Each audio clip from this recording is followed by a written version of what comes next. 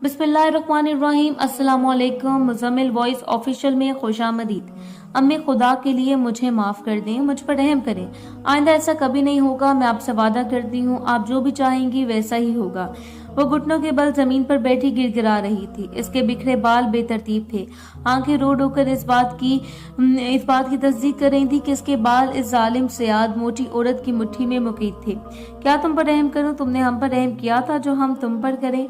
और वैसे भी रहम तो बस रब करता है अपने बंदों पर। इंसान तो बस बदला लेता है खुद पर हुए जुल्म का। कमरे में कुछ पल के लिए खामोशी सी छा गई थी। बस हल्की हल्की इस बदनसीब की सिसकी की आवाज कमरे में इर्तआश पैदा कर रही थी और फिर आहिस्ता आहिस्ता दम तोड़ देती थी। कमरे में खड़े सब तमाशाई तमाशा देख रहे थे। किसी में इतनी हिम्मत सकत नहीं थी कि वो इस जालिम को रोक सकते। हद तक इसके शौहर भी ये हिम्मत नहीं कर सके थे कि वो अपनी माँ से कोई सवाल कर सके। बस इतना सा सवाल ही पूछ सके कि इस मजलूम का कसूर तो बता दें। किसके लिए इस पर इतना जुल्म तशद्दुद कर रही हो? किसके लिए वो सब कुछ छोड़ कर आई थी? वो भी खामोश तमाशाई बना बस जुल्म होते देख रहा था। इसका ससुर इसके साथ कुछ अच्छा बर्ताव करता जब से इसको जालिम औरत ने अपनी बहू, जो बेटी का दर्जा रखती है, इस पर उसने इल्जाम लगाया था कि तुम अपनी बहू के साथ कोई गुल छड़े उड़ाना चाहते हो, इसलिए इसकी वकालत करते हो। तब से इसने भी किनारा इख्तियार कर लिया था, क्योंकि इसे पता था ये जो भी बोलती है करके भी दिखाती है। इसलिए इस बेचारे ने अपने कदम पीछे कर लिए थे। अब क्यों सकते में चली गई हो करमदीन, अब तुम्हें कोई ना कोई फैसला करना पड़ेगा। इसने बहू से नजरें हटाते हुए दूर खड़े तमाशा देखते हुए अपने बेटे से कहा था। वो अपना नाम सुनते कुछ पल के लिए गड़बड़ा सा गया था। इस घर का रोज यही तमाशा बन गया था। वो रोज इस मजलूम औरत पर जुल्म सितम के पहाड़ तोड़ते थे, कभी कसूर होने पर तो कभी बिना कसूर के, और वो भी कोई सख्त और ढीठ हड्डी से बनी थी। इतने जुल्म सितम सहने के बाद भी जिंदा थी। अगर इसकी जगह कोई और होती तो शायद वो कब की मर खप गई होती। इस औरत ने सारी जिंदगी जुल्म सहे थे, शायद इसलिए इतनी सख्त जान बन चुकी थी। अपनों के दिए जख्म काफी गहरे होते हैं, ये तो वो खाकर भी जिंदा थी। इसके पैदा होते इसकी माँ इसे रोता भुलकता छोड़कर इस दुनिया फानी से कूच कर गई थी। इसकी हमसाई को इस पर तरस खाकर उसने कुछ महीने अपने पास रखा था। फिर इसके बाबा ने दूसरी शादी कर ली थी। महज इसकी माँ के मरने के 6 माह बाद ही ये छोटी सी 6 माह की बच्ची अपनी सौतेली माँ को कांटे चुभने लगी थी। रोज रोते बिलखते आखिरकार 4.5 साल गुजर गए। जब इसकी सौतेली माँ का बेबी हुआ तो वो कुछ और चिड़चिड़ी होने लगी थी। ये इस वक्त तकरीबन 5 साल की थी। ये उम्र तो माँ की गोद में रहने की थी और अपने नाज उठवाने की होती है, और वो बेचारी अपनी सौतेली माँ के चोंचले उठाने में मसरूफ थी। इस नन्ही से जान से इसकी माँ और जो भी काम कहती वो इसे करने की भरपूर कोशिश करती थी। कभी तो इस काम में कामयाब होकर लौटती थी तो कभी वही काम इसके लिए वबाले जान बन जाता था। इसकी माँ इसके बिगड़े काम देखकर इस पर और भी तशद्दुद करती थी। इस जालिम औरत को जरा भी इस पर तरस न आता था। वो ये भी महसूस न करती थी कि इसका हुक्म बजा लाने के लिए वो कितने पापड़ बेल कर आई थी। इस बड़ी दुनिया में इस बेचारी का कोई भी तो नहीं था जिससे वो शिकायत करती, जिसको बताती कि मुझे भी दर्द होता है जब मेरी माँ मुझे बिला वजह मारती है। बाप था तो सही, पर वो इसे यूं भूला जैसे इसका कोई वजूद ही ना हो, या फिर वो इसकी बीवी के साथ कब्र में उतर चुकी हो। वो तो इसे मरा हुआ जान चुका था, और मरे हुए के साथ इंसाफ हो या नाइंसाफी, इससे कोई गर्ज नहीं थी। मार खाते आखिरकार वो जवान हो गई थी। इसके और भी बहन भाई पैदा हुए थे। 2 बहनें 2 भाई थे। वो भी इससे ऐसे नफरत करते थे जैसे इसकी माँ करती थी। इन सब में इसका छोटा भाई अरसलान और सनी था, जिसको इससे दिली हमदर्दी थी, पर वो अपनी माँ से कहता कुछ भी नहीं था।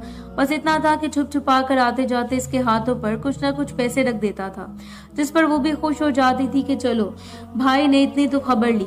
एक दिन इसकी छोटी बहन रानिया को कॉलेज का दोस्त आमिर इससे मिलने आया। क्योंकि रानिया कुछ दिनों से बीमारी की वजह से कॉलेज ना जा सकी तो वो इसकी खैरियत मालूम करने आया था। रानिया तो घर पर नहीं थी। इसकी सौतेली माँ ने ऑर्डर दिया था कि आलिया जाकर दरवाजे पर देखो कौन आया है। ना चाहते हुए भी आलिया ने दरवाजा खोला था। सामने खड़े शख्स ने बड़ी मबहूत से इस लड़की को देखा, जिसकी मासूमियत ने इसे अपना दीवाना बना दिया था। इसने घर जाते ही रोला मचा दिया कि शादी तो वो आलिया से करेगा, वरना वो कभी शादी नहीं करेगा। इन सब बातों से आलिया बेखबर थी। आलिया तो ये भी नहीं जानती थी कि इसकी बहन रानिया इस लड़की से टूटकर मोहब्बत करती थी। वो बेचारी इन सब बातों से बेखबर थी। दूसरी तरफ आलिया की सौतेली माँ को रानिया का पता था कि वो अपने कॉलेज के दोस्त आमिर से बेहद मोहब्बत करती है, और जब इसे पता चला कि आमिर रानिया का दोस्त आलिया को चाहता है तो इसे सख्त गुस्सा आया था। इसने आलिया को गालियां देना शुरू कर दी। तू हराफा है, तू पैदा होते मर क्यों नहीं गई थी? अपनी माँ की तरह तू भी मनो मिट्टी तले सो जाती। मेरी बेटी की खुशियों की कातिल है तू। इसकी माँ ने इस पर वो तशद्दुद किया जिसकी इंतहा नहीं थी। वो बस रोती रही, अम्मा मेरा कसूर तो बताओ। इस बेचारी को तो पता ही नहीं था कि किस वजह से इस पर इतना तशद्दुद किया जा रहा था। तो अब मेरे मुंह पर बोलने लग गई है। ये दिन भी मेरे मालिक ने मुझे दिखाना था, पाल पोस कर जवान किया, वही मुझसे सवाल करने लगी है। वो रोते पीटते अपने बाल नोचने लगी थी, जिस पर सब बहन भाई को बहुत गुस्सा आया था। इसका बड़ा भाई जो अपनी माँ की कॉपी था, लगाई बुझाई में वो बिल्कुल अपनी माँ पर गया था। इसने मशवरा दिया कि इसकी शादी कर दी जाए, वो भी किसी बुरे शख्स के साथ। इसकी बात इसकी माँ के दिमाग को जाकर लगी तो इसने फौरन इकबाल खाला जो रिश्ते करवाती थी उसको बुलावा भेजा। वो भी दौड़ी चली आई थी। खैर खैरियत मालूम करने के बाद अम्मा ने गौर अफशानी की थी। खाला तेरी बड़ी तारीफ सुनी थी इसलिए तुझे बुलाया है। अगर तेरे पास कोई रिश्ता है तो तू मुझे जरूर बताना। अब मेरी बेटी जवान हो गई है तो इसके लिए रिश्ता चाहिए था। अगर हाथ पीले ना करूं तो दुनिया मुझे जीने नहीं देगी। कि सौतेली माँ ने अभी तक इस लड़की के हाथ पीले नहीं किए। वो अपनी मलमल के दुपट्टे को आंखों पर रखकर मसनूई रोते हुए बोली थी, बेटी तू फिक्र न कर, मेरे पास रिश्तों की लाइन लगी है। कल ही मैं तेरी बेटी के लिए एक बहुत ही अच्छा और नेक लड़के का रिश्ता लाऊंगी। खाला इकबाल ने इसके सर पर शफकत भरा हाथ रखकर तसल्ली वाले लहजे में कहा। खाला एक और भी मसला दरपेश है, इसने मकारी से कहा। कौन सा मसला मेरी बच्ची? खाला आपकी बेटी का कहना है कि इसे एक बूढ़े शख्स से शादी करनी है, वरना वो सारी जिंदगी कंवारी रहेगी। इसने बड़ी चालाकी के साथ कहा था। हाँ, ये बहुत अजीब बात है। हर कोई चाहता है इसे जवान लड़के के साथ शादी करनी है। ये कैसी लड़की है जो चाहती है इसे बूढ़े के साथ शादी रचानी है? इकबाल ने नाक पर हाथ रखकर बड़े तजस्सुस से पूछा। अम्मा, आज की लड़कियों का हमें नहीं पता इनके दिल में क्या चल रहा होता है। अब मुझे नहीं पता इसके दिल में क्या बात है, बस इसका पैगाम आपको पहुंचा दिया है। आप भी ये बात याद रखना कि इसकी किसी बूढ़े शख्स से शादी करनी है। इसके सामने ट्रे में जूस का ग्लास रखते बोली थी। वो सर इस बात में हिलाकर रह गई थी। फिर इकबाल बुआ ने जल्दी दिखाई थी। 2 या 3 दिन के अंदर ही अंदर वो एक 40 साल मर्द का रिश्ता ले आई थी जिसका नाम करमदीन था। करमदीन की बीवी बच्चे पैदा करते हुए इसे कोई अंदरूनी पेचीदगी हुई जिसकी वजह से वो बेचारी ये दुनिया छोड़कर चली गई थी।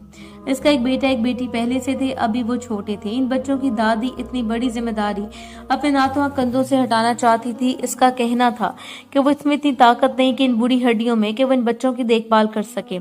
सो इसलिए वो अपने बेटे की दूसरी शादी करवाना चाहती थी। फिर जल्दी में रिश्ता हो गया था। इसके बाप को भी कोई इतराज नहीं था। ऐसे झट मंगनी पट ब्याह हो गया था। किसी ने पूछगछ की जहमत तक गवारा नहीं की थी। सो वो 2 दिन में ब्याह कर अपने घर आ गई थी। लोग भी काफी जालिम थे, रोज इस बेचारी पर तशद्दुद करते थे।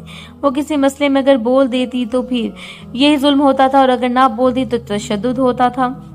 एक दिन इसके सामने की छड़ी ने इसकी सास ने छड़ी से इस पर हमला कर दिया। इसने आगे बढ़कर वही छड़ी इनसे छीन ली जिस पर इसे मजीद तशद्दुद का निशाना बनाया गया था।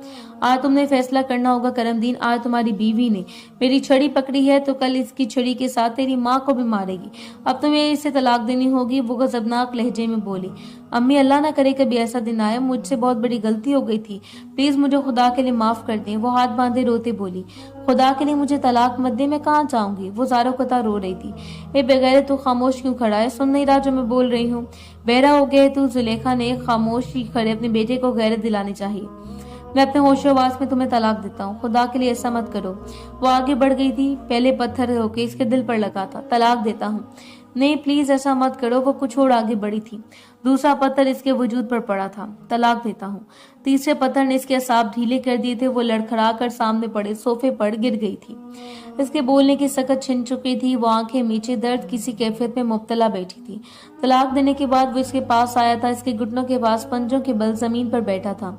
कुछ पल वो इसे देखता रहा, फिर बहुत ही आहिस्तगी से बोला, हो सके तो मुझे माफ कर देना। मैंने तुम्हें इसलिए तलाक नहीं दी कि मैं तुमको रोज इस घर में मरते हुए नहीं दिख सकता।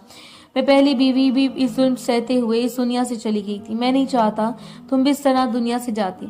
यहाँ ये जुल्म शुरू से होता आया है। मैं चाहता था कि कोई ऐसी लड़की मेरी जिंदगी में आती जो इस जुल्म रोकती, मेरी माँ को सबक देती, पर अफसोस तुम भी औरों की तरह बुज़दिल निकली। इसलिए मैंने तुम्हें मजीद जुल्म नहीं सहने दिया और आजाद कर दिया। इस औरत से तुम जाकर अपने अच्छे इंसान से शादी कर लेना जो तुम्हारा जैसा हो। इतना बोलकर वो कमरे से बाहर चला गया। वो जब घर से निकली थी सुबह सवेरा था, अब तो शायद शाम होने वाली थी। वो अपनी माँ के घर नहीं जाना चाहती थी, इसके लिए अपने लिए कोई छोटा सा घर की तलाश में थी। वो अपनी सोचों में इस कदर महव थी कि इसे सामने से आती सफेद गाड़ी भी नजर ना आ सकी। वो जैसे आगे बढ़ी, गाड़ी से एक टक्कर मारकर आगे खड़ी हुई। आमिर ने बैक मिरर से इस वजूद को देखा जो सड़क के दूसरे किनारे पड़ा था। इसने गाड़ी को बैक किया और गाड़ी से उतरकर भागते हुए उस वजूद तक पहुंचा दिया। पहले तो इसे शक हुआ, जब करीब से देखा तो इसका शक यकीन में बदल गया था। वो इस वजूद को कैसे भूल सकता था जिसे मांगने के लिए वो रातों में उठ उठकर अल्लाह से गिड़गिड़ा कर रोता था, अल्लाह को पुकारता था, इसे अपने नसीब में लाने के लिए गिड़गिड़ाता था। जब इसे पता चला कि इसकी शादी हो गई थी तो तब से वो अंदर से मर चुका था, टूट चुका था। इसे जिंदगी में पहली बार किसी लड़की से इतनी मोहब्बत हुई थी। वो इसे ना मिली तो वो अंदर से खाली हो चुका था। इसे कॉलेज जाना छोड़ दिया, स्मोकिंग करने लगा, इसे भूलने की हर मुमकिन कोशिश की पर इसे भुला ना सका था। और आज जो इसकी हालत में वो इस हालत में वो इसे मिली, किस्मत पर इसे रोना आया था। क्या हालत हो गई थी इसकी। इसकी आंखों के नीचे स्याह हल्कों ने डेरे डाले हुए थे, चेहरा हल्दी की तरह पीला था। वो इसे उठाकर गाड़ी में डाले हॉस्पिटल पहुंचा। डॉक्टर्स ने इसकी मरहम पट्टी की। 3-4 घंटों के बाद वो होश में आई। अस्सलाम वालेकुम, कैसी तबीयत है आपकी। वालेकुम अस्सलाम, जी अब मैं काफी बेहतर हूँ, पर आप कौन। वो इसे हैरानगी से देख रहा था। आप मेरी गाड़ी के नीचे आ गई थी और मैं आमिर हूँ, आपकी बहन रानिया का दोस्त। आपको शायद भूल गया हूँ, एक बार मैं आपके घर भी आया था। वो इसे कुछ याद दिलाने की कोशिश करने लगा। जी जी मुझे याद आ गया, कैसे हैं आप। वो मुस्कुराते बोली, शुक्र है आपको याद आ गया, मैं बिल्कुल ठीक हूँ। इसने कुछ अफसुर्दगी से कहा, क्योंकि जिसे वो नहीं भुला सका तो वो कैसे इसे भूल गई थी। कुछ देर बाद डॉक्टर्स ने इसे डिस्चार्ज कर दिया था तो वो इसे अपने घर ले आया था। इसकी माँ ने खुशदिली से इसे गले लगाया था। कुछ दिन इनके घर रहने के बाद अब इसे नई फिक्र थी कि वो कहाँ जाएगी। इस वजह से इसने आंटी से बात की कि अगर आपकी नज़र में कोई घर है तो मुझे बताएं, मैं रेंट पर लेना चाहती हूँ। बेटी एक बात कहूँ तुमसे। जी आंटी कहें, इसमें पूछने वाली कौन सी बात है। क्या तुम मेरे बेटे से शादी करोगी। मेरा बेटा तुम्हें बहुत पसंद करता है, आज से नहीं वो तुमसे बहुत पहले से शदीद मोहब्बत करता है। मैं दावे के साथ कहती हूँ तुम्हारी आइंदा जिंदगी बहुत पुरसुकून गुजरेगी। आमना ने इसके सर पर शफकत भरा हाथ रखकर पूछा। वो इतनी मोहब्बत पाते रोने लगी थी। आंटी शायद मेरी किस्मत में सुकून का लफ्ज लिखने वाले ने कहीं पर भी नहीं लिखा। फिर इसने रोते हुए अपनी शुरू से लेकर अब तक की सारी जिंदगी की कहानी ने सुना दी। बेटी तुम्हारी जिंदगी वाकई दुखों से भरी है, मुझे बहुत तकलीफ हुई ये सब सुनकर। तुम अल्लाह की बहुत नेक औरत हो, तुम्हें अल्लाह पाक ने इतने दुख और आजमाइश दी है क्योंकि वो अपने पसंदीदा बंदों पर ही इतना बोझ देता है। अब मुझे लगता है मेरे रब को भी तुम पर प्यार आ गया है, तुम रब की नजर में कामयाब हो गई हो। मेरे बेटे की शक्ल में तुम्हें एक फरिश्ता मिल गया है। ऐसे मत ठुकराना बेटी, तुम्हें सारी जिंदगी की नाकामियों का अजर इसकी शक्ल में मिल रहा है। तुम मेरे बेटे से शादी कर लो, मुझे उम्मीद है इस बार तुम्हें मायूसी नहीं होगी। मेरा बेटा तुमसे बहुत मोहब्बत करता है। आमना ने उठकर इसे गले लगाते हुए कहा। इनकी मोहब्बत देखते हुए इसने भी सर इस बात में हिलाकर अपनी रजामंदी जाहिर कर दी। इसे कमरे में बैठे हुए तीनों के होंठों पर एक दिल फरेब मुस्कुराहट ने अहाता किया हुआ था।